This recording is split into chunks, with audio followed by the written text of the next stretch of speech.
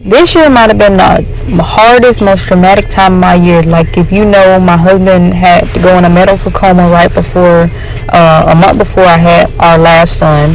And he didn't come out of that coma until like 12 days later. So, well, maybe like 7, but he didn't get out the hospital for like 12 days later. And then my grandfather passed away just in November, well, in October, and we buried him November the 1st. And if y'all know, my grandfather's birthday is November 24th, so it kind of was a hard year. And then if you also know that since my last son, I had a very like traumatic birth in a way, because I did all the laboring at home, so it was hard for me to understand when I got to the hospital that I just had a baby. Like, I saw it more so like trauma rather than I just had a baby like the other 2 kids. If y'all know, my husband went in, I took him on April the 4th or the 5th to the doctor because he was complaining about being in pain.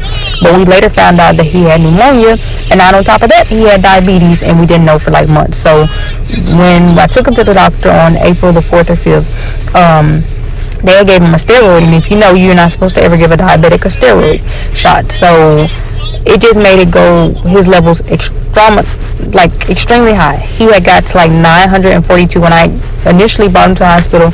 He was in the 500s because the steroids had like boosted him really, really bad.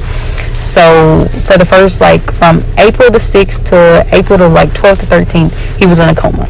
And with me being able to know him so well, I decided to play his favorite music to see if I can get him to wake up, because I knew that if I was able to bring the kids there, they could wake him up. But with him being in ICU, of course, the kids couldn't come. So I finally did get him to wake up, and so that was on the 12th or 13th. We stayed in the hospital till the 18th because they could not figure out like why, like, he was still sick. Like, we had thought that he had gotten better, but there was a part of him when they were doing like screenings and everything that he was still kind of sick. And then fast forward to me going into labor. Well, I'm not gonna really tell the labor part. I'm gonna just tell how I found out that I was pregnant. Okay, so I took my son, he was my youngest son at the time, to his daddy's house. Well, actually, his daddy took him after his birthday, after he turned 1 year old. And on the way to get him, it just felt like I was in so much pain. Like, I felt like I wanted to go to the doctor, and something in me told me to just go take a pregnancy test. I don't know why. I guess because I got so many kids, so I was like, maybe I'm pregnant. But fast forward, if y'all seen our photo shoot pictures, in those pictures I was pregnant, and I didn't even know that I was pregnant. But I'm not going to get too big into how I found out or why. Let me just say why I hid my pregnancy. I hid my pregnancy for so long because I hadn't ever got a pregnancy where I could just enjoy it. So I ended up thinking, like I was telling my husband, I don't want to tell the world that I'm pregnant or anything. I just want to just keep it to myself. So I hid it. As y'all can tell, I hid the entire pregnancy, which was amazing. And let me just get into my grandfather. My grandfather passed away due to a house fire that they had at home. Well, it wasn't due to that, but he had like kidney failure and everything, and a heart problem. So of course, like the burns that he got like 2nd and 3rd degree burns, which he could not sustain those because his heart did not pump the same way that ours do.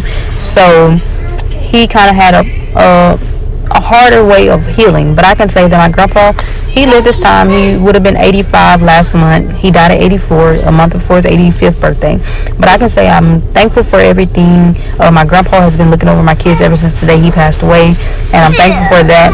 Do I miss my grandfather? I miss him like crazy. I feel like my best friend is gone. I don't get to call him, nobody to talk to. I don't see my grandma as much anymore.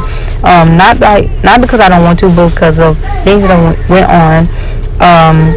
But it does really hurt. But this year has took me for a loop. If y'all know, some people might know that I almost went through a divorce. We didn't do it, but thank y'all for watching.